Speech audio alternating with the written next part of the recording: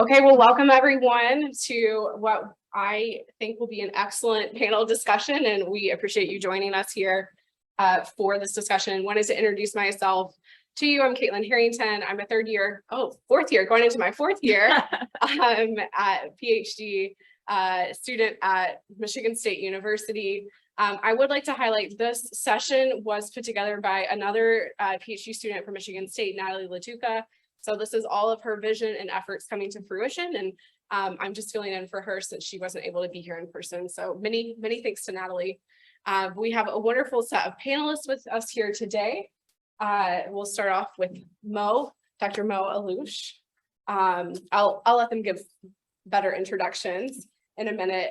Dr. Zoe Lakias, Dr. Amy Ando, Dr. Ariel Ortiz-Baboa, and then online we have joining us Dr. Kelly Grogan. And so just to get things off, I know this is probably something that's near and dear to many of our hearts, mental health, diversity, equity, inclusion. As many of us probably know, this is an area that historically has been maybe underrepresented or not acknowledged as much in academia or the economics profession. And so it's great to hear and to see that this discussion is happening more and more these days. And so I thank you for being part of it. As we know, diversity does enable us to create awareness, critical thinking, and just benefits that we can give to one another and also students and other stakeholders we work with to make sure that everyone, especially marginalized and underrepresented populations' voice is heard and felt throughout, because everyone brings a critical perspective to the table, and it's just really important to acknowledge that and create a safe environment where that can come out. So today we'll be doing a panel discussion. I'll start by asking the panelists a few questions and have them respond, and then we'll open it up to discussion. So more of the emphasis will be on discussion and Q&A, and we just hope it's a nice time for questions and answers. I would like to say, I know this is could be a sensitive topic discussion. Panelists and or others, if anything comes out that you don't feel comfortable answering, it's completely okay to say so. We want to just be aware of maintaining a safe space throughout. But we really appreciate you being here, and with that, we'll kick it off. And I did ask each of the panelists to start by introducing themselves and just sharing a short bit about why this is an important topic for them, or highlight a specific initiative that they've been involved in dealing with mental health, diversity, equity, inclusion. So Kelly, we'll start with you if that's okay. We want to make sure that we don't forget you, and we'll start that way. Yeah, so I'm Kelly Grogan. I'm an associate professor at the University of Florida. I've done some work both in DEI and mental health. So I'm one of the past chairs of CWAE. And so one of the big things that I did while I was on the leadership board there was help out with the DEI survey, that the results came out in AAPP in the past year. So check that out if you haven't seen it. And then on the mental health side of things, I guess about 2 years ago, I started incorporating wellness bonus points into my classes, which has been just very well received. And so students can earn a bonus point every single week for doing something good for their mental health. And it gets put on an exam. It kind of accumulates for each of the 3 exams. I can give more detail later if we're interested in that. And a lot of them say this is great, like they found new things that are helpful for them, managing their stress and things like that. And I also ran a little meditation app experiments among our grad students to see if just 10 minutes a day of meditation can improve anxiety and depression. And spoiler, it can. Paper is coming out soon. And then I have a little side hustle as a yoga teacher. So that movement and mindfulness are really important. Thank you for that. I have been using a meditation app since going into a PhD program, and I also think it helps. So helpful, yeah. Sure. Thank you so much, Kelly. I appreciate it. Mo, we'll continue to you. Yes. Hi, I'm Mo Alouche. I'm an assistant professor of economics at Hamilton College. I guess my interest in this area is started from a research perspective. I do a lot of research on mental health and the intersection of mental health and poverty. And this has led me to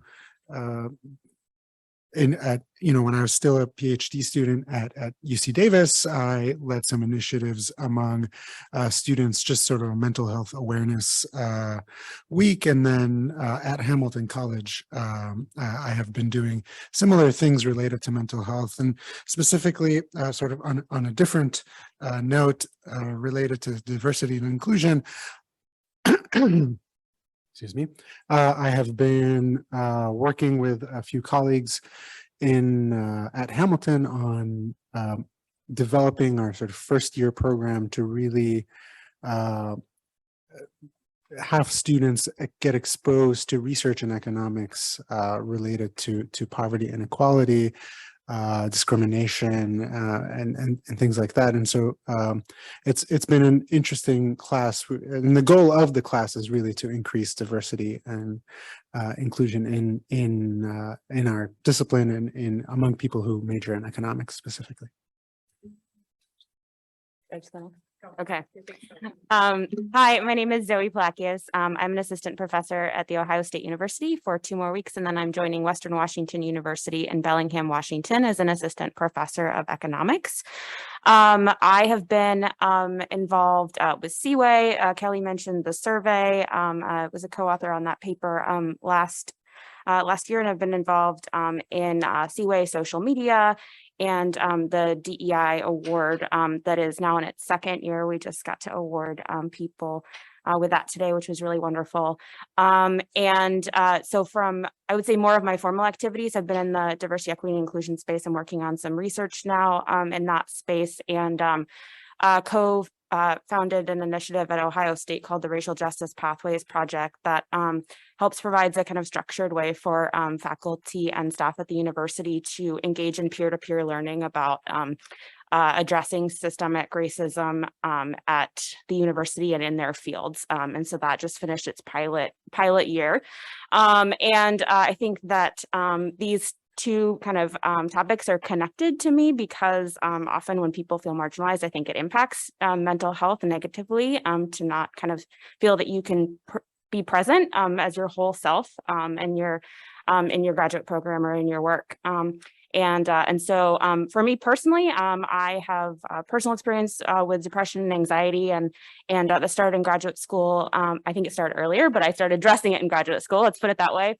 And so that really, I try to talk about it because I think it's important for people who are more, maybe, more junior than myself to see that you can still be a professor, you can still do all of these things if you deal with these issues, and want to create a safer space for everybody to talk about those things and address them.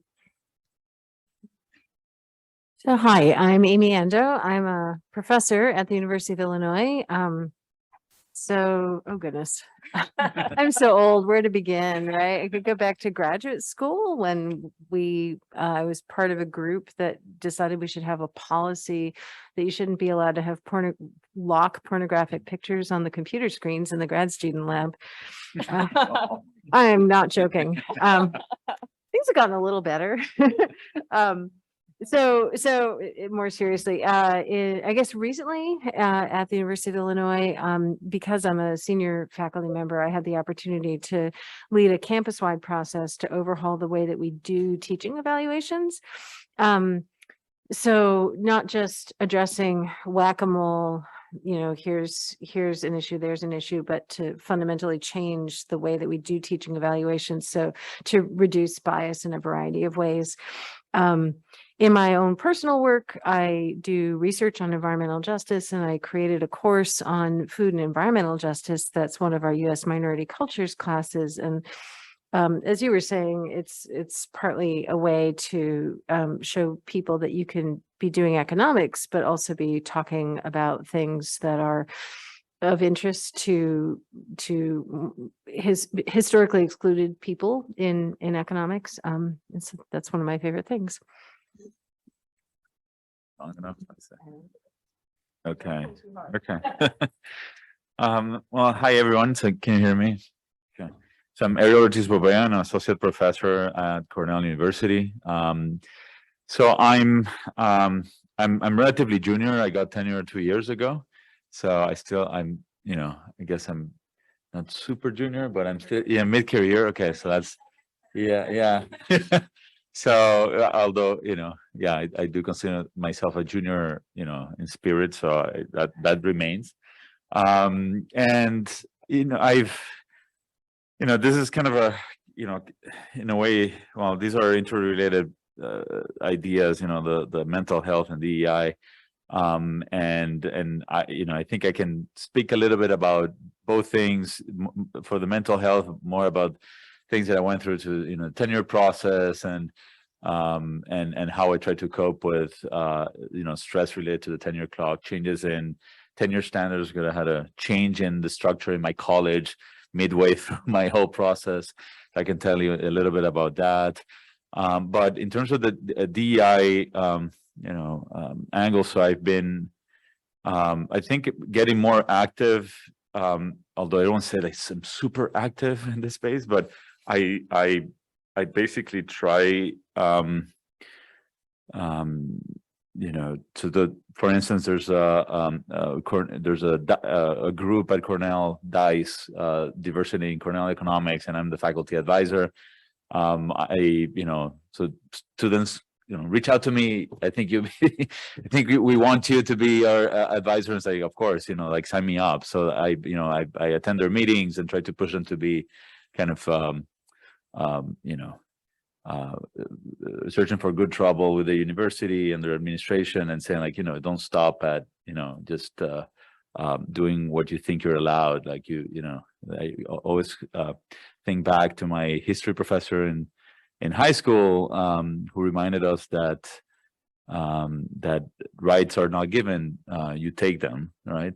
And so I always kind of tried to push them as, like, you have to ask for things, you have to push, because things don't happen otherwise. And someone has to push, right? Don't look around and say, like, expect people to push. You have to be the one who's pushing. So that's one thing that I'm sort of involved at Cornell. And that's a sort of university-wide group of, there's economists everywhere at Cornell. You just, like, it's like someone threw them and they're like, I don't know how many units. But yeah, so that's like across a university group. I was also part of I'm a senator, so I sit in the faculty senate. Many things that that you learn about how, yeah, I could go on and on about the university senate and how, it's an incredible institution. Tends to be very, reflects a lot of, kind of conservative, and I don't want to mean it in conservative in the sense that people don't like change, and you get a distillation of that in the Senate. And I was part of a committee. I actually volunteered. I was like, can I be part of this committee? And then they said, okay, come on. And it was about designing a mandatory training program for faculty for DEI. And it was amazing. All the things that we had to consider to think about, how do we propose this to the Senate, and to the full floor, and also learned a lot about the nature of the pushback that we got from faculty about, why do I have to be trained to do this? There was a lot, so I learned a lot about that, and how, again, going back to that idea that sometimes you have to be a little bit forceful for things to happen. Yeah, so I could talk a little bit about that, but thanks for being here.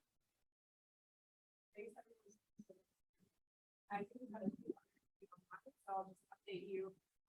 We are not currently sharing our screen, just because we are down to one mic. It's an effort not to blind our panelists. As we've moved them over closer, that's why you're not seeing their faces, and we don't have a great option with the camera to show their faces either. So if for some reason you cannot hear a panelist, please just write in the chat box, or and we'll make changes. So we'll get started, and I'll ask a few questions again, and then we'll open it up for discussion. So, and I'll just ask to the entire panel, and if you'd like to answer, please feel free to. Again, don't feel like you have to answer everything, and we just want to continue to honor a nice, safe space for this discussion. So the first question is, what strategies have you learned regarding prioritizing your mental health as you have evolved in your career?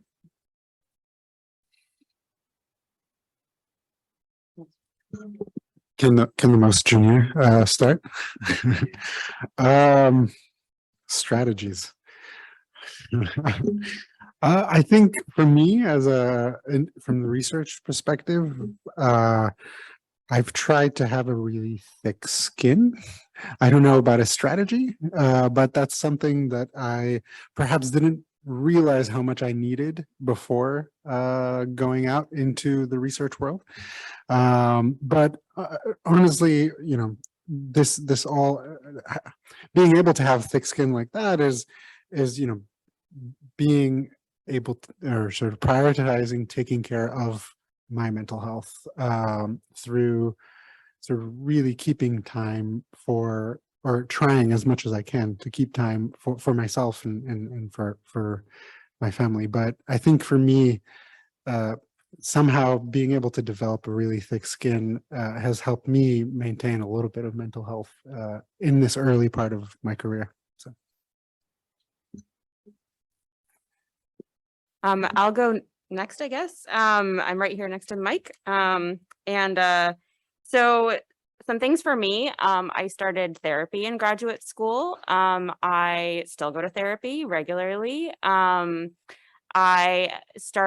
used the student at UC Davis where I was a PhD student. There were 4 sessions that we got with the counselor on campus, and then they referred me to somebody off campus, and I continued to see them for the rest of my graduate career, probably 3 more years. Since becoming an assistant professor, I also went on antidepressants, and they've been really helpful for me.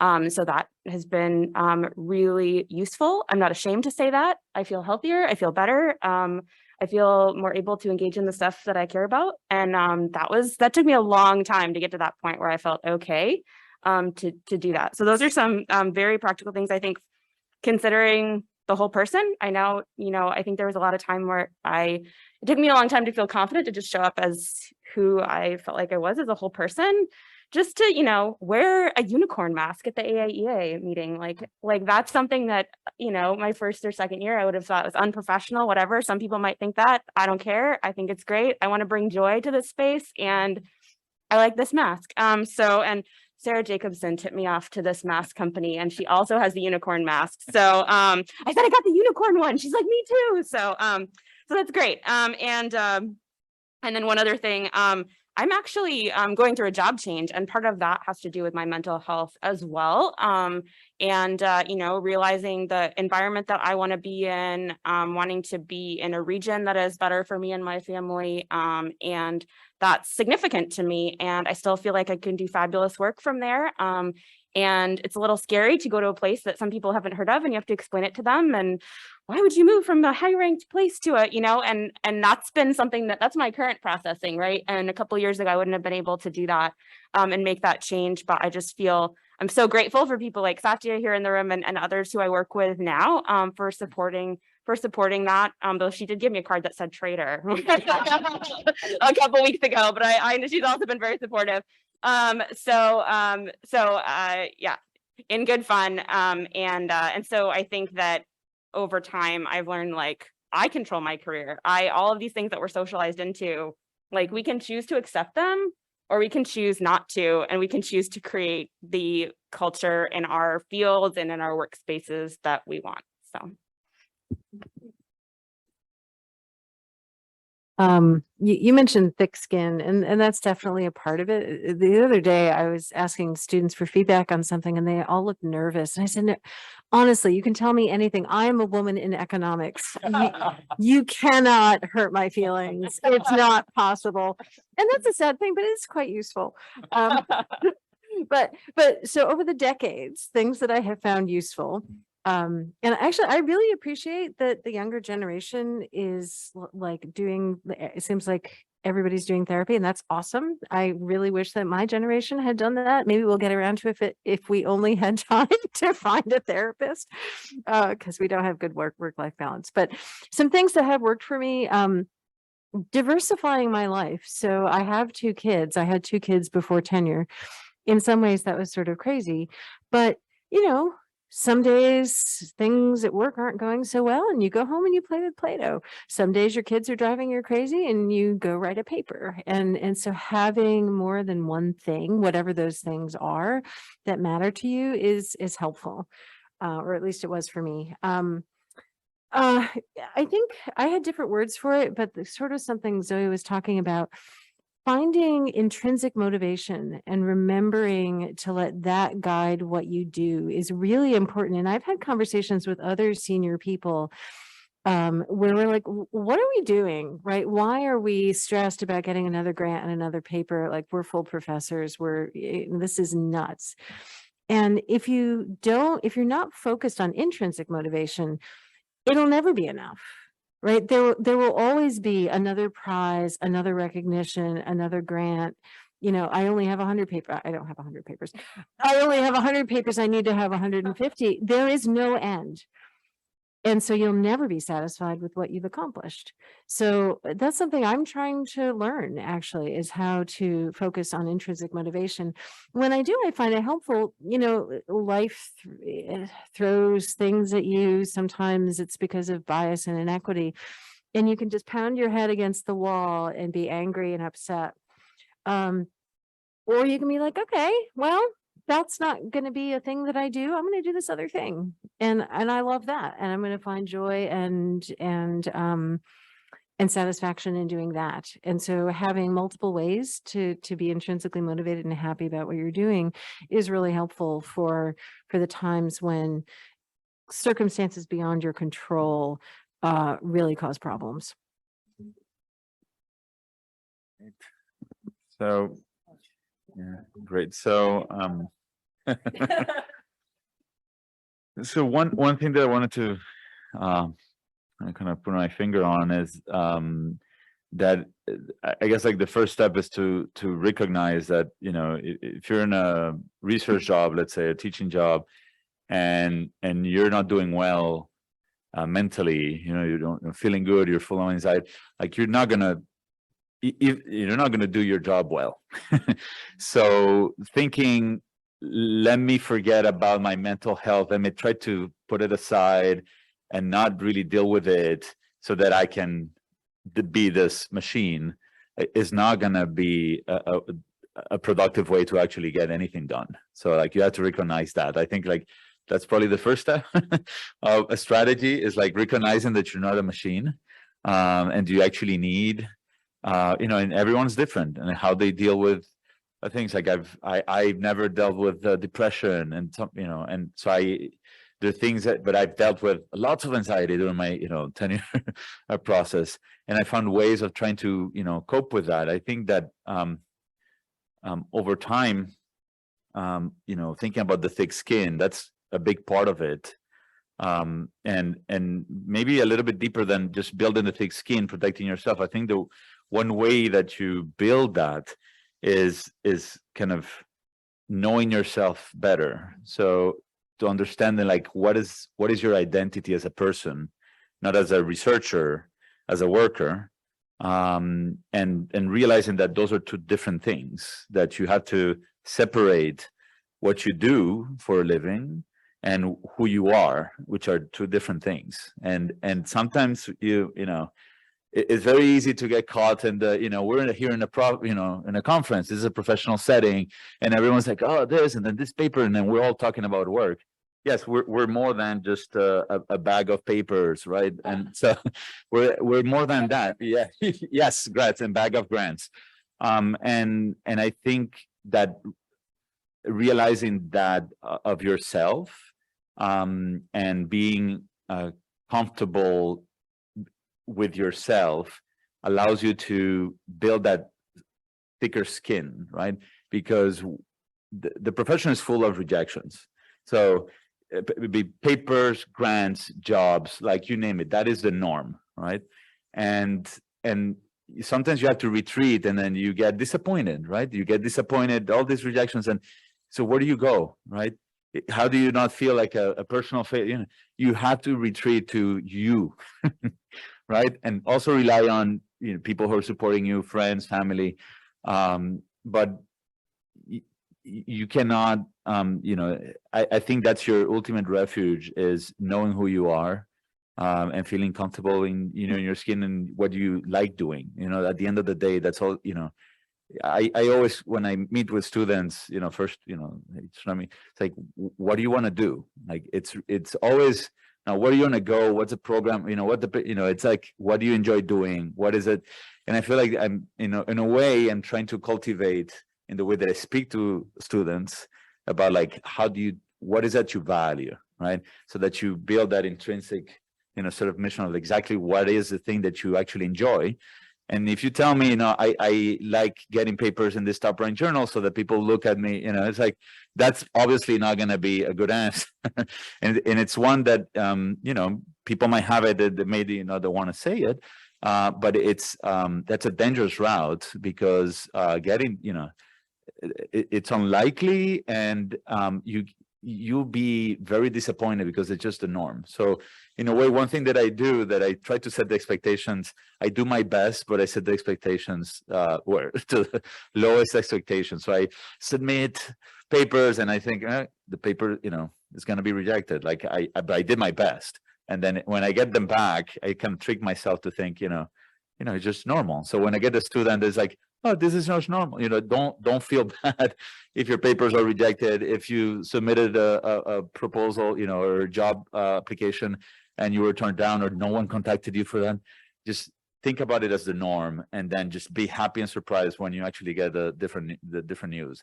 And then just try to always kind of remind yourself, like, what do you enjoy doing, and who you are as a person. And then that skin starts building slowly, but it does. And then you get rejection and you're like, oh, they don't sting as much. So good. If you would like to answer this question, you're most welcome to. Sure, yeah, I've got a little bit to add. I love everything that people have brought up, really great suggestions. I really want to echo what several have said about really taking time to think about your life goals and knowing that your career might not be your entire life. Some people want it to be, and that's totally cool if you're that person, but if you have other interests, what really lights you up, figure that out, figure out what balance works best for you, for your well-being and mental health. Then even within your job, I feel like as academics, one of the great things about our job is that we have flexibility in terms of what we do. So taking the time to think about what's really lighting you up, and then how can you adjust your schedules and things to do more of what lights you up and less of what drags you down. And that leads to a very actionable thing. I think it's really important to learn how to say no. I think a lot of us struggle with that. And if it's something that's going to be just a major drag on your time or your mental health, just say no, and it's okay. And no is a complete sentence. You don't always have to even give an answer. Just no, I'm sorry. I wish I could, but I can't. And then another super actionable thing, because I think everyone has hit the more bigger picture things, something that's worked really well for me in terms of just prioritizing and making time is every single morning I get up and I meditate. It's the very first thing I do, and then I go to the gym. And then those things are done, and it doesn't matter what things blow up during my day or what crisis arises or how many emails I have, they're out of the way before all of that starts. And obviously if you have kids and things, that might not be a great suggestion for you, but if there's a way to incorporate that kind of idea, like this is non-negotiable before everything might go crazy, it's already done, and what might be non-negotiable for you, I think that could be helpful. Yeah. Great. Thank you so much. Valerie, I see you have your hand raised. Feel free to go ahead. Hi, I just wanted to say something. This thick skin thing is kind of getting on my nerves. I mean, I think we all have thick skin, but saying thick skin is like, should be your strategy. I don't know if, I feel like, my whole life, parents and grandparents and whoever say, suck it up. And I don't want that, I personally wouldn't want that message to be the way of dealing with our struggles. But one thing I was going to say was that it's really important to find your people. Like as a grad student, I had friends. I was one of 3 people that graduated from my class, and I was the only woman. And I had tons of friends, but it's not until now, and maybe in my 30s, and now I'm in my mid 40s, that I found people that I could talk to that are sort of dealing with the same things I deal with on a daily basis, and and I think part of these professional organizations are meant to find, help you find those people. But, if you feel like you can't find those people that you can relate to or talk to, then reach out to some of the section leaders, because I think really it's part of it is therapy, but also part of it is finding your peeps, people that can help you. And, when you get a horrible rejection, you can sort of relate to, oh, I got a horrible rejection letter the other day, or, I'm having a hard time with my boss or whatever. And I think it wasn't until later in my career that I really could find those people. And I think it's better to find it earlier on than later on. So, finding other people that are going through the same struggles and talking to them, I think is a nice approach to dealing with some of these issues. Thank you so much, Valerie. I think Zoe wanted to respond. Oh yeah, I just wanted to say, Val, I appreciate you bringing that up. I think that I don't really think I have a thick skin. I still haven't, published the paper, my first paper rejected from the AJE because it sat for so long, and then it was like beyond publishing because I was so dejected by the reviews. And so I think that this is where the point where I made earlier about, be that change, like be the reviewer you would want. I read my reviews right after I write them, and I say, have I written everything in a way like that, that I would want to hear, in a way that I would be willing to, I would read this and say, oh, this is like useful and not mean. I specifically talk about the paper and not the person to help address that I'm writing about this work. This is not a comment on you, right, as a human. And so I think that, well, there are times where, unfortunately, given the culture of our profession, I think that there is this necessity currently to be very resilient to a lot of this rejection. We also have the power to change that culture, and each of us have different points where we can do that. So that's kind of what I talk about, what we're socialized into. And so over time, hopefully that will not be necessary for people. And I think that's kind of what Valerie is getting at. Thank you both for that. Another question I have for the panelists, and again, feel free to answer if you like, but don't feel pressure to either. What should universities and institutions be doing to support mental health? I know a few of you mentioned some initiatives, so feel free to expand on those or mention other things, or if you have ideas of what you'd like to see put into practice but haven't seen yet, feel free to explore that as well. Kelly, we'll start with you this time if you don't mind, so we'll change up the order. Sure, thank you. I think the first thing is thinking about expectations for faculty members and grad students, probably at all levels. I think there's a culture in academia of, well, I went through it and I suffered through it, and so you have to suffer through it too. And that doesn't have to be that way. And so we could have conversations about how this could change and what expectations could look like if we want people to actually have good work-life balance. So I think that's my first thing. And then I think there's academia, there's definitely, it's a kind of a point of pride to announce that you worked for 16 hours in a day or 80 hours in a week. And if you're on econ Twitter, you'll see it all the time. And that's not helpful. It's not actually good to work that much, I don't think, for most people. So somehow changing that culture, and I don't know how we do it other than trying to model it yourself. I love Amy's Twitter pictures of her cats and things, her showing her work-life balance. So thank you, Amy, for that. I appreciate it. Thinking about that. And then, like, as I mentioned, thinking about ways to put it in your classes. So I have the wellness bonus points. It's been super well received. Just letting students know, the ones you're advising, the students in your classroom, that you think that their mental health is the most important thing, and letting them know that you're there to support them. Great, thanks so much, Kelly. Any other panelists are welcome. Should we go in reverse order? I'm still thinking. Okay. And we have a lot of questions, so. Yeah. Yeah. I think people at this end probably are more expert than I am, so I won't say much. I actually think that something would be helpful for universities to do would be we have a lot of training, about a lot of things, and they teach us things about teaching and mentoring, but I don't think they really teach us how to support students' mental health. All right, so there are two different things. One is, supporting mental health by having reasonable work expectations and so on and so forth. But the other is, like, different kinds of mental health issues, I mean, the different workflows work for different students, and this spills over into DEI. But I think there's, diversity of ways of thinking and ways of working, and we do whenever we talk about DEI, it's always race and gender and sexual orientation, but not that. And I really wish I knew how to be a good advisor to students who had different ways of thinking about things and different kinds of workflow worked for them. And I have no idea. So I would love it if universities would come together and create some best practices around that. If anybody is listening. Yeah. Awesome. Thanks.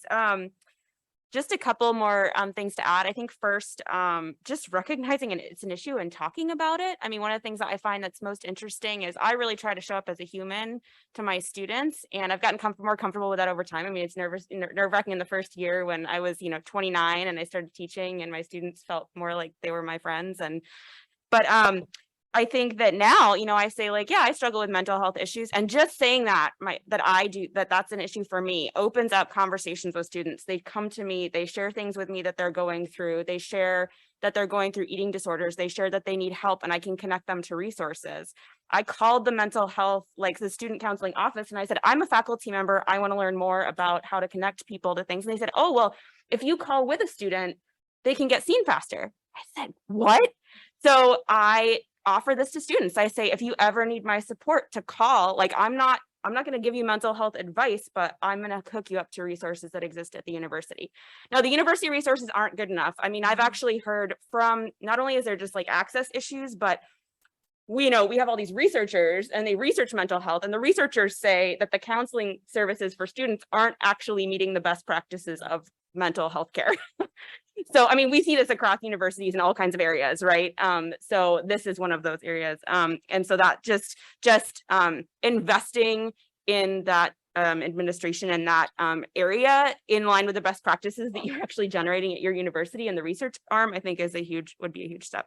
And then last thing, I think we have to talk about it. We have to share. I love that, Amy and Ariel here as people who are tenured people and more senior. I know you think you're still junior. You're more senior to me than me, at least. And so you sharing your experiences is so important because it opens it up. It creates safe cover for me and Mo and other people younger to share our experiences and not feel that we're alone.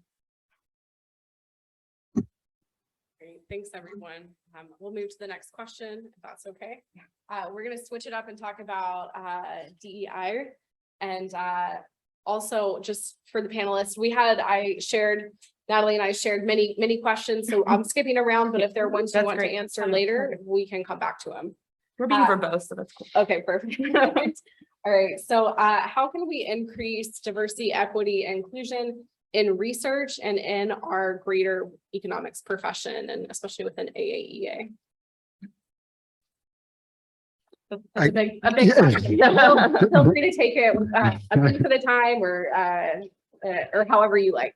Well, I guess I'll speak to this because I alluded to it at the beginning. At Hamilton College, we have a problem. We have maybe 20%, 25% at most, for example, of people who major in economics are women. That is a very low percentage, even among our peers.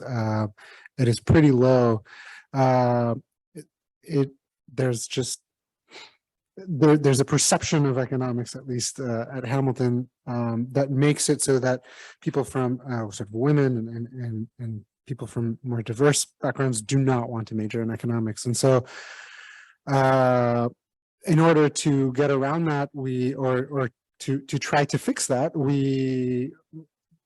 there's an initiative to understand why, and it happens super early that there's this perception among all freshmen about what economics is, what are the types of jobs that people do, who majors in economics, and we wanted to change that, and even like what are the things that economists study. And so very early on in we restructured our curriculum in the first year to really get students looking at the sort of the variety of topics and exposing them to these topics. And there's actually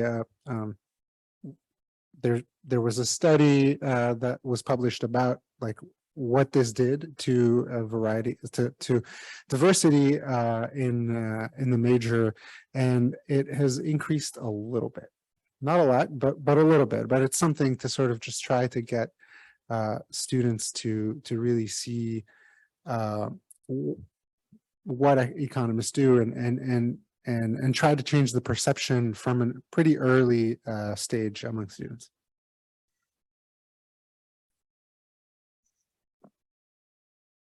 Okay, so there's a bunch of things that are pretty well known, and so I will list those pretty quickly. Things like mentoring programs, although it's really important, the mentoring programs are to mentor people to be the people they want to be rather than mentoring them to be what you are. I think we do a terrible job of teaching people how to be good mentors, but that's another whole thing. Bridge programs, mentoring programs, being mindful of and avoiding excess service for women and men of color and other underrepresented groups. But what I want to talk about, because I think it's not something we think about a lot in DEI, is systematic processes. So if you say, we need to hire more women and men of color, then the people on Ariel's faculty senate will say, well, that's discrimination against white men. And, you know, why is this a thing? And, you know, the U of I just implemented a DEI statement in our P&T document. And, you know, there's all kinds of threats of lawsuits and so on and so forth.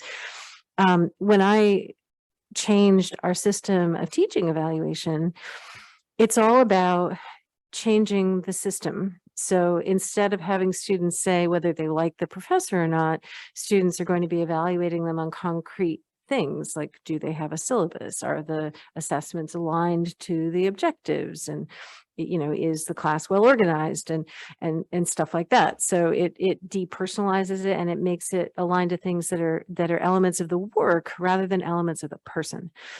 And we included the teaching had to be ethical and inclusive as a feature of excellence, because if you're not teaching all of your students, you can't be teaching excellently. That got no pushback at all, because how can you argue with that, right? So when you talk about systematic change, in our department, you know, changing the way that we give teaching opportunities to graduate students, if you don't have a system, then the students who are white Americans, native English speakers, you naturally like, oh, who do we get to teach this class? Oh, well, let's give it to Zoe, right? She'll be great. And you don't tend to think of the Chinese students. But those could be the students that need it the most, and they could do a great job. And so I've suggested, and we're now going to implement systematic decision-making around that so that those opportunities are made to all students with support so that they can succeed. So in general, I think that can be a really powerful strategy for promoting DEI, because you're not implicitly saying you're all a bunch of white misogynists. You're just saying, we need systems and we need to focus on the things that really matter, and not have systems where accidentally these other things can kind of get into the mix. So put that out there. Yeah. So just to add, and I think those are all great points, that at the end of the day, I feel like, you know, we're sitting here in this room, most of us are already thinking about that, otherwise we'd be somewhere else. And so it's like preaching to the choir, right? Mm-hmm. So I feel like really like deep change has to affect everyone. And that comes through like incentives and rules and how institutions operate and how they reward certain behavior. They don't reward other behavior. So I think, you know, universities have a big role to play there. Associations also do, in terms of what they reward and what they want to applaud and what they want people to see as something that is commendable and something that we want to celebrate. So I think it's, you know, it's like that kind of change. It's talking about the system. That's really what's going to get something kind of durable and lasting. And you know, there's always like little things that we can do in isolation, and those are make a a lot of difference, right? But I think ultimately it has to be through those institutional changes. Who sits in evaluation committees? Who sits in hiring, in admissions committees? How are the people trained in those? What kind of training do they have to be in those committees? There's all these things that seem like very boring, day-to-day academics work, and most of the time it's very boring. But you have to be well equipped to think about like the long-term ramifications that this individual decisions of all these people in these committees actually have on the composition, not only in econ, like in academia more broadly. So I think it's through that change, and it's not gonna change doesn't come easy. And there's ways of trying to make sure that you get reforms when you get to how do you codify it, right? So that you don't want to lose your audience just by saying certain words, right?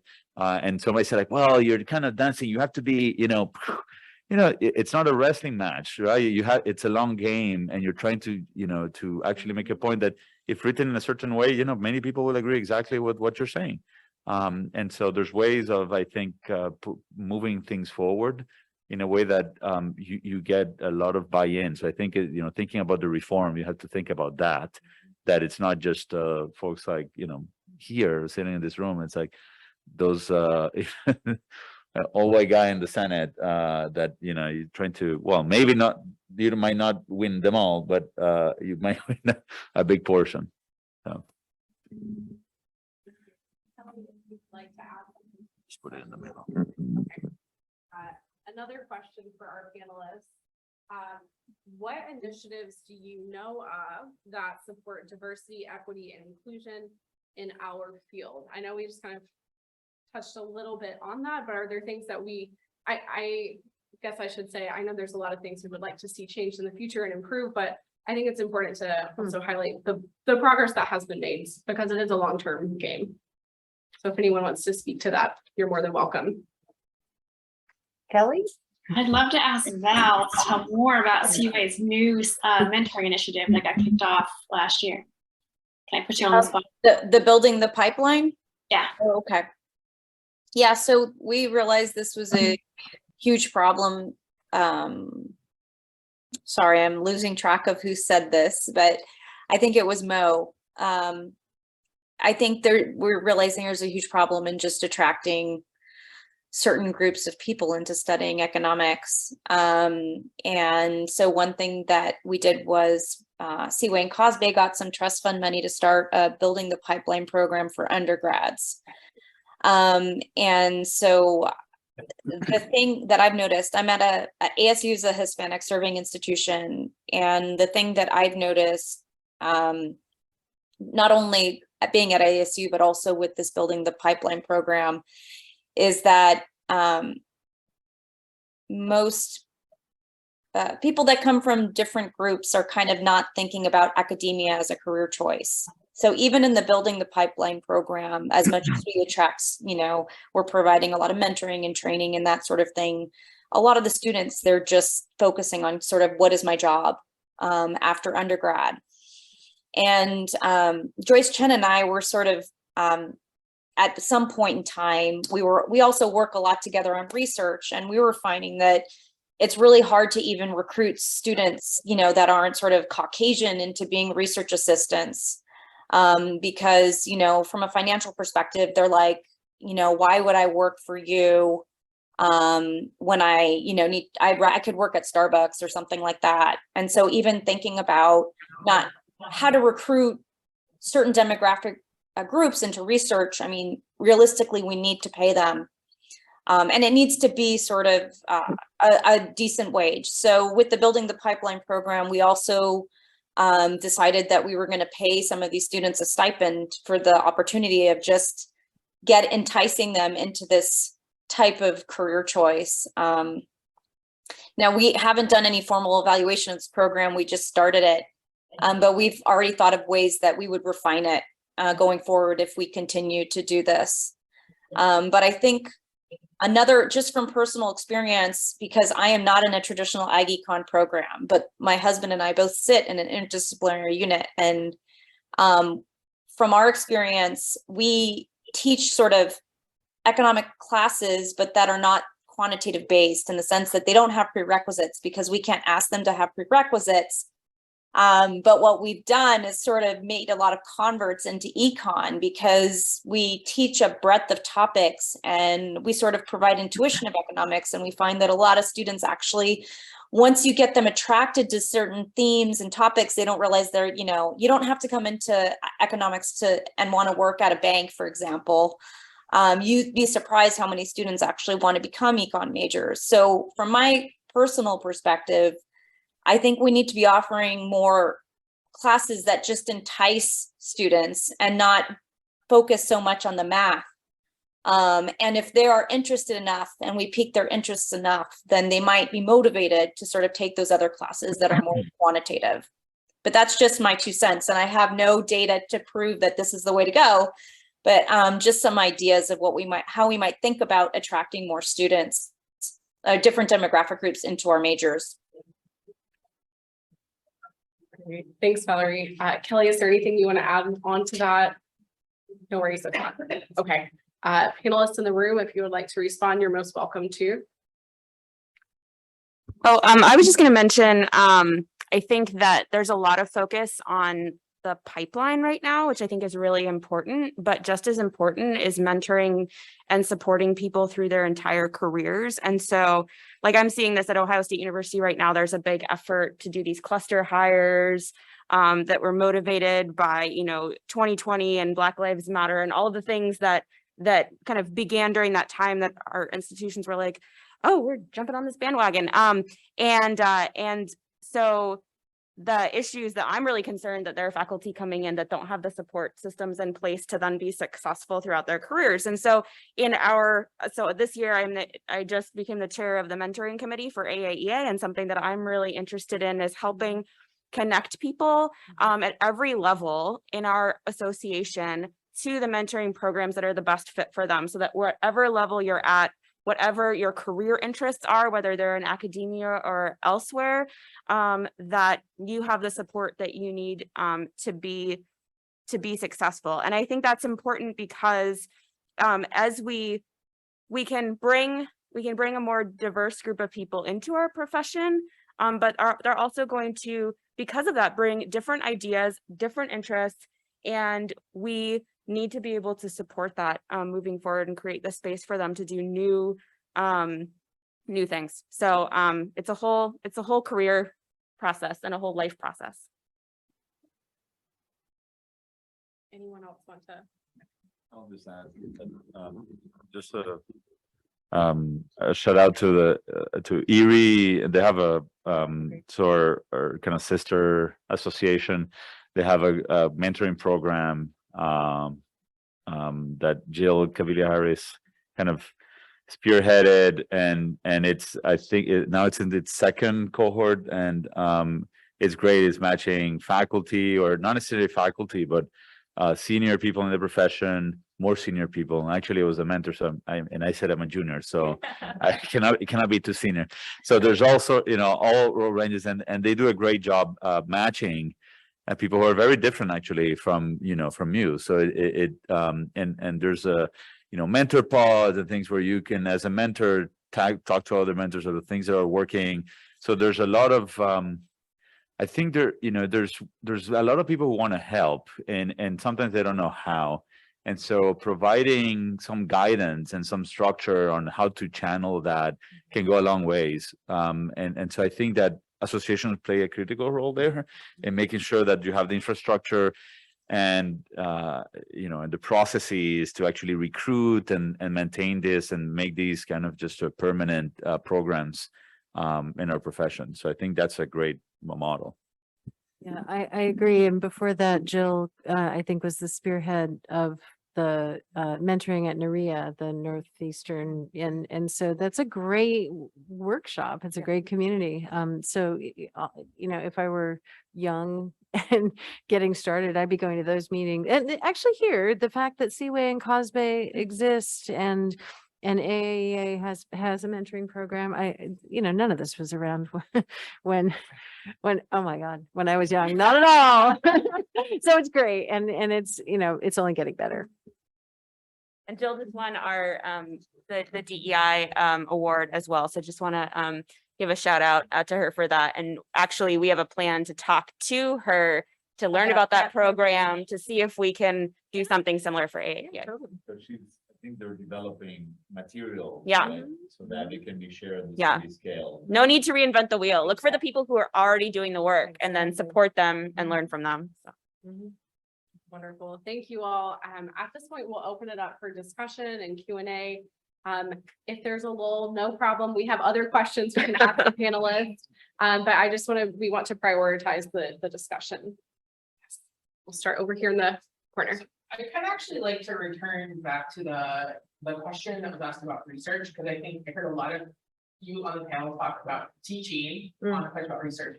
And part of what I keep thinking about is how do we as individuals translate for our systems that the work we do in DEI space is a part of scholarship, right? How do we translate the scholarship of diversity, equity, inclusion, justice, whatever other acronym letter you want to put on, into the kinds of metrics that particularly early career professionals are being evaluated in the research space. I'll just repeat the question for those online, and I'll try to paraphrase, and if I get it wrong, please correct. But the question was, how do we incorporate the work we're doing in DEI into scholarship and incorporate that into the metrics of evaluation? Is that sort of, and sorry, other panelists who want to answer, please feel free to rephrase if you so desire. Okay. Yeah. Okay. You know what, I was gonna, if no one has something to say, I do. I do. Amy's here. I do, Val. So I've written a lot of tenure letters for people at many different kinds of institutions. And so part of the reason I was being so slow to answer is that the answer to that question is very institution specific. So, at the U of I, if you can publish a paper and it's in a journal that has some kind of ranking, then there you go. And if you can't, then it's pretty hard to call it research, and instead it gets categorized as service, which is another thing that goes into the P&T process. There are other places that have different approaches. And so it's really hard to answer that question globally, because institutions vary so much in the way that they reward, the way they define. It's so interesting. Like you read in a tenure letter and the institution sends you like, these are our guidelines, and they're really different. So I guess I just encourage people, especially when you're engaging with mentors from somewhere else, that's great, but it's really good also to have somebody to talk to at your own institution, because they'll know the rules and norms. And, it's great to push for change, but it's really hard to push for change when I'm a realist. It's hard to push for change until you're across the line. So, finding out what the rules are is helpful. I think something that I want to add to that is, and I haven't been through the tenure process at this point, so you can tell me if this doesn't resonate with you, those people who are much more familiar with that. But I think that as we do new types of things or want to incorporate certain things, I think as junior people, there is an opportunity. I mean, this is difficult, and sometimes I don't think it should be our responsibility, but to educate people who might not have incorporated things about the way our research can be impactful. And so an example there, there's this kind of saying, no research about us without us, right? That is, you're like studying different communities. I'm sure you talk about this in your justice work, right? That is like, if you are doing research about a community of people and you are not engaging with that community of people, or do not have yourself some personal experience with that community of people, like check yourself, say, am I actually bringing in the voices of these people? And this is challenging because the most efficient way for us to get papers out is to use secondary data, and we don't necessarily have that connection to people. So that can take a lot of time. But if we can make that case that like this is a best practice of work, and and use terminology that maybe is more institutionally familiar, like community engaged research or different things that the university already uses to talk about these things. We might be able to say, like, really take that opportunity to not only kind of share, like, this is the best practice, this is the evidence that I'm bringing to it of why I'm doing it this way, so why you should care about it and why you should value it. And then also these are some, use those, put it in the language that people are already using, which maybe isn't what you use, but the college committee and the university committee and will understand. Yeah, that makes sense. Thank you. Other questions? I know I saw some hands. Yes, ma'am. Second row. Yes, thank you. Yeah, I have a similar question, but I'm not an academic. I work at the Food and Drug Administration, and we write regulations. Many of you may be familiar with the executive order by President Biden that we need to consider distributional impacts when we write regulations in our cost benefit analysis. And that is proving incredibly challenging because, you know, the whole world is very deliberate. And sometimes we do kind of get it, you know, in the deliberation process, you know, like, oh, we can't require this because it's going to affect this population, so we have to scratch that idea. So it kind of gets lost in the process, right? So we never really write about it. And so it's kind of similar to, you know, in your research or whatever you publish, we publish in the Federal Register, that we need to address these things. And it's, for example, we use values such as statistical life. But there's a lot of bias in that. There's so much bias, but I think that there's a lot the research community can do. Just looking at, because we're very US centric, we do that, but our rules affect the entire world. You know, people export, it affects agriculture, it affects workers, it affects a million different people. And you know, but I think there's a disparity in how our laws and regulations affect, like we can only look at consumers. The consumer regulations might affect the worker regulations in a way that, you know, that might be a part of the law that's behind it. But so things get really complicated. And I was wondering if anybody is interested, is there any interest in the ag-econ community in addressing some of these academic issues? Anyone else? Did people hear Norbert's talk this morning? Pardon? Yeah. Can you repeat the question? I'm just for online. Oh my goodness. I don't know how to sum. So it seemed like the question was that there are not just questions about the scholarship of like being equitable in the research process, but questions about equity that are research questions themselves, like how do you do VSL in a way that's not biased, and that affect policy totally. And yes, so the presidential address this morning, Norbert made a heartfelt call for ag and applied economists to do more research on issues of justice across everything that we do. And the AAEA, I'm one of the editors, we're going to be putting out a call for research like that and a virtual special issue to try to say, yes, we really do care about this. So please write a paper, submit it. Yeah. I mean, I'll say specifically, I don't want to keep the microphone just between us here. So I have taught benefit cost analysis, and I know that that's like an area of the distributional kind of, because benefit cost analysis in and of itself is not, is not dealing with distribution and equity at all. Like that's something that we absolutely can integrate into our classes. I think the Society of Benefit Cost Analysis has, conversations happening.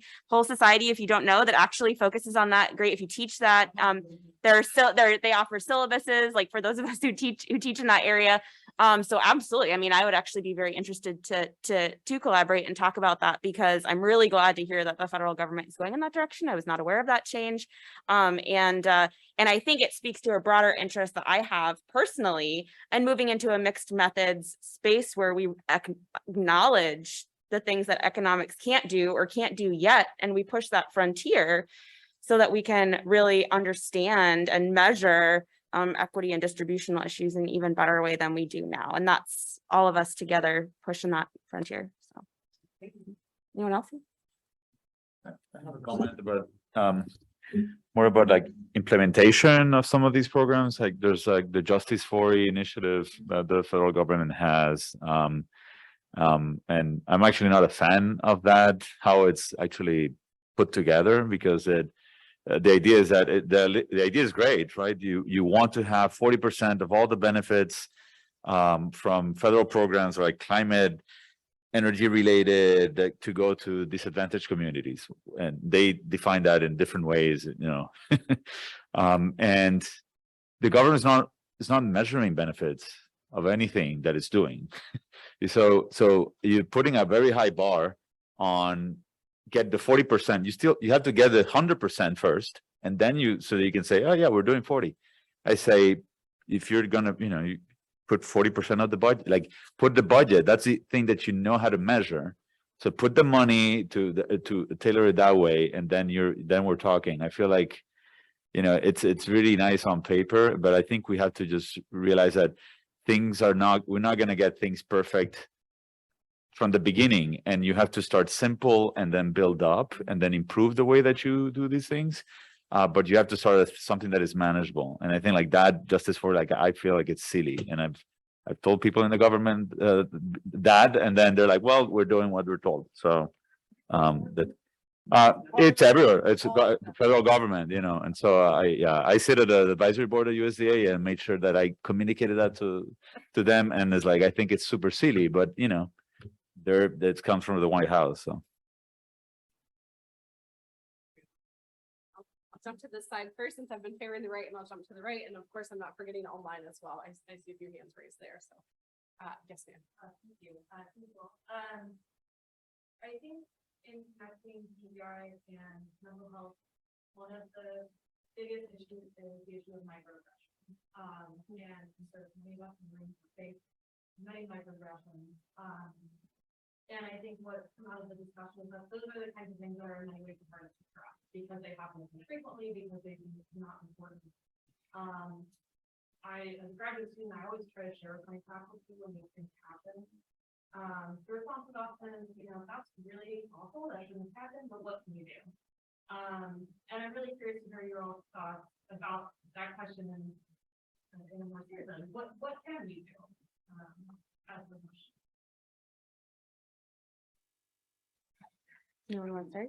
Also, just a side note, Kelly, if you want to answer any of these, please feel free to do so. I didn't hear that one at all. Oh my gosh, sorry. Okay. Oh yeah, I think I can repeat it. So there was a question about microaggressions specifically, and about how, you know, when we are faced with, you know, we know that microaggressions are an issue, and so how do we actually they seem to be something very difficult to address, because they are micro, they are small, they are frequent, they're in all these different situations, and so how do we do that? Is that a fair summary? Okay. Great. You want to start? Yeah. Okay. I think, you know, as you become, and I understand there's sometimes like power imbalances and these things, so it's very difficult to feel like you're safely calling something out. But I think it's responsibility of not as junior to call it out. And if it's your colleague, you just talk to them. It's like, hey, that's not right. You're doing that, you know, you're affecting kind of the mood. You know, there's many things that you're, you know, just clearly so lay out like the consequences of what's happening, right? And you know, maybe they don't realize, okay, yeah, I've been doing that, like, you know, something to not necessarily in a confrontational way, you know, unless it's like something a repeated, you know, offender where you know that person is just, you know, like you just say, well, you stay away from students if that's your, you know. I think who's gonna do it? Who's gonna step up? As I said, you know, things are not given to you, you take them. And so the way that you know, you have to advocate for others, because no one otherwise is gonna do it. So if you're standing there and looking sideways, like who's gonna do it, then it means no one's moving. It's like you're the one who has to move, right? So yeah, so you're called to, if you're not as junior, then you know, move your butt. Yeah, I appreciate that. I think Ariel, you're right, that it really is the responsibility of the people who aren't the marginalized people. So, you know, the more senior people or men to, you know, point out language that's inappropriate about women, or white people to call out language that's inappropriate about racial and ethnic minorities. One thing that I found, and I think you said something about this, Ariel, earlier, that the way that you talk to people about things can really make a difference. So if I march up to a colleague and I say, you know, you're doing a lot of microaggressions and that's bad. That's a term. There are these terms that people who are really into this stuff, we use and we know what it means, but it sounds jargony and I don't know, they're terms that are good terms, but not for communicating with people who aren't there yet. And so, yeah, one time I was at a party and somebody was complaining about this microaggression stuff. That's nonsense. And so I just explained in regular language what was meant by that and why that might be a problem for some people. And, you know, and in the absence of a case, like they hadn't done anything, there wasn't an immediate problem. And he was like, oh, yeah, well, yeah, okay, that makes sense. I can see how that would be bad. And so sometimes explaining things, not just like you did a thing and I'm going to call you out for it, but having conversations in the abstract before there's a problem and using language that's very accessible. So people don't feel like, oh, you're using this language and making me feel like I'm stupid because I don't know that language. That might be a more inclusive way to have those conversations. Did you want to follow up? No. Yeah. Kind of the way that I was pulling up on that idea. When I walk into the classroom, first day class, there's immediately a wall between me and my students. I'm white, I'm male, I'm older, I'm listed on and on. Right? And it's wall. So how can I be first conscious of the brick? So it's not that I'm committing microaggressions, but rather there's a barrier between my ability to effectively teach simply because of who I am. And so it's the other side of the coin of microaggressions, which is I walk in a room and the potential that there's going to be an issue. So how do I consciously address each one of those bricks? What examples do I use in the classroom? Do I tell all my stories about my wife and my kids? Bam, there's 3 bricks right there. Right? Do I tell life stories about how we're peaceful volunteer? Okay, that takes a brick down. But bring in a former student who's a first-gen Hispanic as a guest speaker. Boy, that just tore down a couple of bricks, or at least kind of rearranged. So there's strategies you can take, but you have to be aware first. And raising the awareness, not saying, hey, you're committing microaggressions, but rather, hey, you know, you want to be an effective teacher, you've got to recognize that just who you are, you've got a PhD. Man, that's a wall. You're a native English speaker. Bam, that's a brick on the wall. Just being conscious of that, and then stepping back and saying, well, how can I take steps, develop strategies, do things differently in the classroom, the examples I use, the pronouns I use, whatever.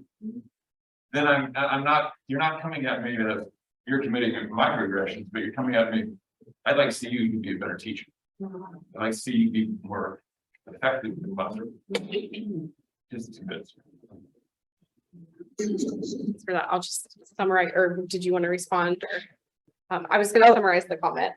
Oh, yeah, I think if I can try to, James just had a very nice way of phrasing this, of all of the things that when you walk into a classroom as a teacher might kind of make you distant from students, right? Your identity might be different in some way. The examples that you give that you come to you most, you know, easily, your life experience, et cetera, those are different. And the comment was about, you know, the different ways that we can both build up and tear down those bricks. I really appreciate that metaphor. So thank you.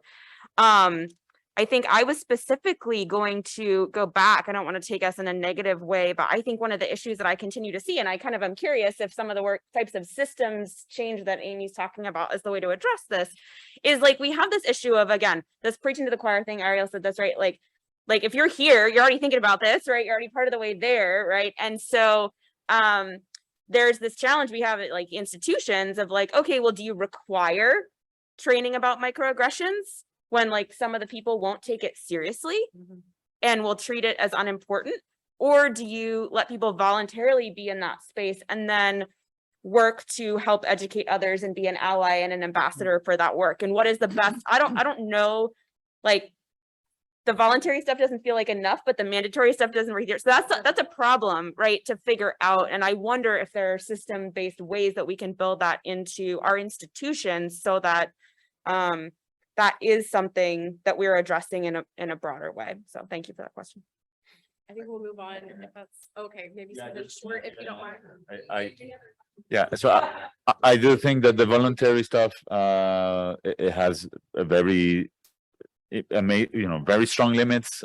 You go, as my personal experience at Cornell, you see the same people showing up to these training, like the same folks. So not surprising. So if you make it voluntary, there's self-selection, and so the route that Cornell took is to make it mandatory, with pushback and everything, but it's going to be mandatory. And there's going to be ways, like there's different ways of doing that. There's ways, terrible ways of doing that. Sitting in front of a video and then clicking and then having a test like that. That's a terrible way of discussing about these things. So even the way that it's, because faculty, sometimes there's resistance, but there's resistance also in terms of the form that what they anticipate the university is going to do is like, oh, they're going to make us watch a video for 1 hour and then just click on things.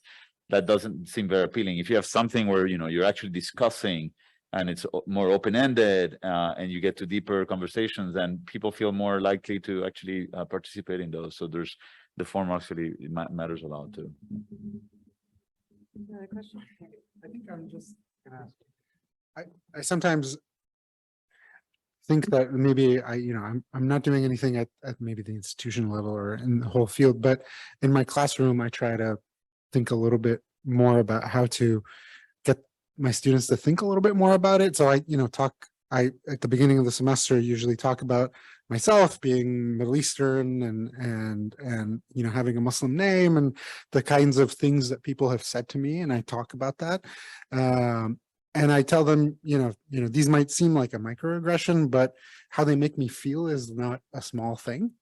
And I try to emphasize that. And so I just, in general, in my classroom, try to tell them, like, when they are talking, to think about how it is going to make other people feel. And I don't know, I think it's made something. So, yeah. I want to pretend to the online, Valerie. I know you have been patient. Your hand's been raised for a while, so please feel free to ask your question. Yeah, I mean, sorry. Online, we missed a lot of the microaggression stuff because we couldn't hear what everyone was saying. But I just wanted to say, I did want to say one thing about the research that we were talking about before the microaggressions conversation, which is a lot of the stuff that we are talking about is, like Amy said, is very institutions based. However, on the research side, I think that's something we can handle. So, for example, as a reviewer, when I get articles, I often push back on doing more intersectional analysis, not just a gratuitous, does it matter for women versus men? Oh, I'm doing a heterogeneity check, but really pushing people to think through, like, does this theory make sense for certain demographic groups? And as editors and reviewers, pushing back to think through more identity analysis and how that might affect the types of theories that we're testing. And I think that is something, besides a special issue, that we can do with any manuscript. If you work on labor economics, I don't understand how you could look at labor markets without thinking about gender, disability, all these other things.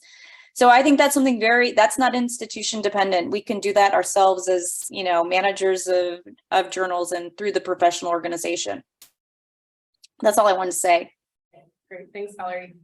Just so everyone knows, we have about 10 minutes left. I know there's many questions, so we'll try to get to everyone, but if not, I'm sure our panelists will be happy to connect with you at a later date. Kate, I think your hand's raised, so please feel free to go ahead. Thank you. I have a question that goes way back to kind of where this conversation started, and also relates to something that Norbert said this morning. As junior people, there is a certain extent to which we have to play by the rules. until we get to a point where we can be vocal about breaking them. But there's certain social norms that are quote unquote the rules or the way things are done in the profession and in academia that I wonder at what point can we as senior people or can more senior people, will more senior people start thinking of and saying this just isn't okay anymore. And the three that really come to mind for me, one Kelly brought up earlier, that's kind of like, well, I suffered, so you have to suffer. That's a form of bullying and hate. And the medical profession has really turned itself around into a very specific practice of residents doing like 36-hour shifts because they break metrics that more people die. We're economists, we don't get lives, it's not directly, but like we need to come up with better evidence, but that pre-tenure hazing is not successful for people's lives and careers and well-being. And so how can we support the arguments that are very evidence-based that like we really need to change our behaviors around that? The other two are reviewer comments. I too, and many people in this room have probably received comments from reviewers that are written in a tone and with an arrogance and with like a disparagingness.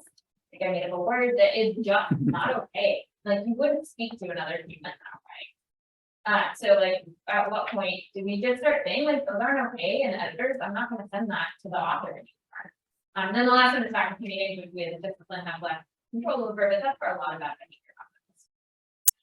So I'm going to try to repeat the question for folks online. I'm going to try, Kate. So the question was about, as more junior people, there's this extent to which we have to play by the rules, but when do we start speaking up and how do we change some of the things that I think there's probably a lot of large agreement on, like bullying and hazing, just mean refereeing, and I'm sorry, the third one was faculty meetings. How do we change those culture? Whose responsibility is it maybe to change that? Is that an accurate? Okay. Did you want to add on question, Jason? So, also not just there are reviewers, but also grant reviewers, and that's even worse when there's a federal person who could filter those and say. So I would like to respond to the question. I think that one thing that I see, and this is certainly not across the board, and we have some wonderful examples of more senior people here who are working to change cultures. One of the things that I think is there's always somebody. This gets to something that you said earlier. There's always somebody that you're accountable to that's going to make it difficult for you if you push back on something, right? If it's, when you're pre-tenure, it might be that you're worried about the P&T committee. When you're at another point, it might be the dean. I mean, the president of our university is answering to the governor and to folks in the state, right? And there's somebody there, even though I think, oh, this is somebody with a lot of power, right? And so I think if we are all like, I have started to believe that we just got to speak up from where we are, because wherever, it seems to me that a lot of folks, not everybody, but there is just this crushing of people, especially in the academic process, in the pre-tenure process, so that by the time people get tenure, some are so tired that all of that caring and drive and things that they would have done to change, that they said, after tenure, I'll do this, after tenure, I'll do this, is gone. And they're socialized into a system where they don't make those changes. And I am not blaming people for that. Like, I recognize that everyone's been through the ringer, but I think that as I've realized that, I'm like, oh gosh, like, it's not going to get better. It's not going to get easier if I get tenure to say these things and to change this culture. Just start now. This is the culture I want to be in. So that's why I'm sitting up here and I'm like, okay, well, if somebody doesn't give me tenure for what I say here, like, I don't want to have tenure in that institution. So, good riddance. I'll go somewhere else. That's not why that's not, I'm making a job. That's all right. That's great. This is good. So just to add, so and then different people might feel more or less comfortable kind of speaking out, when they're, very junior. And I think going back to something that Val said earlier, is like, you have to find your people, your allies within departments. Like we had, there's people who are like, more senior who are willing to be that person, right? And you just have to find it. It's not that difficult to find that person. And junior people go to these people, and then they are the one who they're kind of relaying all of these things, and they're your ally in these faculty meetings. So I think there's always someone there, or that's, you have to find it, that person who's going to be the shield, and then try to, protect, junior faculty from a variety of different, issues that they come up. So that's one thing that, find your people. The other one is that, to say for, editors, and it's like, I think you have to lead by, when you're kind, I personally have, when I write my referee reports, I write my report, and then I have what I call a tone review. So I go back to and see how I wrote it separately, from actually the content, just to see how. I don't expect everyone to do that. Not everyone's probably doing that. The editors have a different position because they actually see, and that they can actually, and I know that they have the power to change how, go back to the reviewers, like, oh, this is unacceptable. Or you can, you can go back to the, well, or you can, editorialize things to the authors, right? In terms of how, completely ignore this, whatever, yeah, things like that. But thinking about grant panels, like I'm gonna serve as a panel manager for NIFA for the environment. By the way, if you want to be a reviewer, I'm looking for a very broad, diverse panel of reviewers. So reach out to me if you want to be considered. So I need to hire like about 10 people. I cannot say a lot more about the timing or anything. But anyways, close the parentheses about the recruiting of reviewers. Like one thing that I intend to do is to really think about the tone, right? So I plan to set the tone. It's like, this is what, these are things that are acceptable. This is not acceptable, right? And I think you start, you can actually get some change in that way by saying that. At least I hope so, right? So. Very quickly, so those are great comments, Ariel.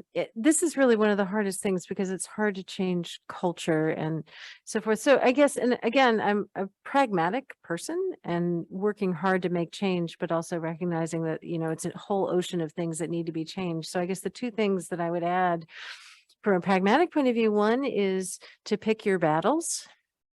So there's 1,000 things that are kind of mean and unpleasant and bad and so forth. And if you complain about every single one of them, then the decision makers throw up their hands in despair because, they have more than full-time jobs themselves. They're getting, they have, I won't say they're getting bullied from above, but, they've got tough lives too.